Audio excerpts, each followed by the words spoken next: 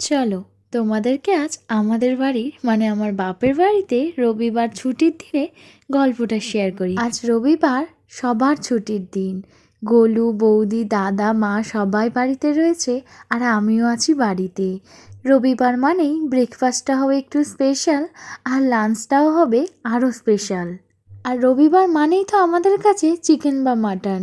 সপ্তাহের অন্য দিনে মাংস নাই খায়, রবিবার কিন্তু আমাদের সবারই মাংস আর ভাত চাই চাই। আজকের আমাদের স্পেশাল লাঞ্চের মেনুতে রয়েছে বৌদির হাতে চিলি চিকেন আর ফ্রাইড রাইস।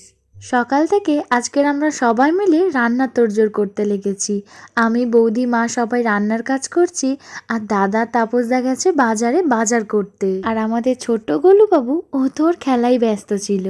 বৌদি রান্না করছিল আর মা ওই সবজিগুলো কাটছিল আর আমি এদিকে মাছ চিংড়ি সমস্ত কিছু ধুয়ে কেটেও দিয়েছি। আর আমি বললাম, মা তোমার কাজটা আমি সেরেই দিচ্ছি। আমি স্নান সেরে পুজোটা দিয়ে নিয়েছি। আর আজ বাজার থেকে দাদা তো ভেটকি মাছ, ট্যাংরা মাছ আরও অনেক রকমের মাছ নিয়ে এসেছে। বরাবরই আমাদের রবিবারটা কাটে এরকম মজার, কারণ এই একটা দিনে সবাই একসাথে বাড়িতে থাকা হয়। আর আজ রবিবার সবাই মিলে একসাথে খেতে বসে গেছি। আমি তাপসদাকে বলেছিলাম যে কলা পাতায় করে খাওয়া হবে, তো তাপসদা কলা পাতা নিয়ে চলে এসেছে আর আমরা খাবার নিয়ে বসে গেছি। ও মা, এদিকে তাকাও। মা এবার যাচ্ছে আমার সাথে ব্যাঙ্গালোরে। যাওয়ার আগে ফুল গাছগুলোতে একটু খোলসার দিয়ে দিল। চলো আজকে তবে আসি, আবার ফিরবো খুব তাড়াতাড়ি নতুন একটা গল্পে।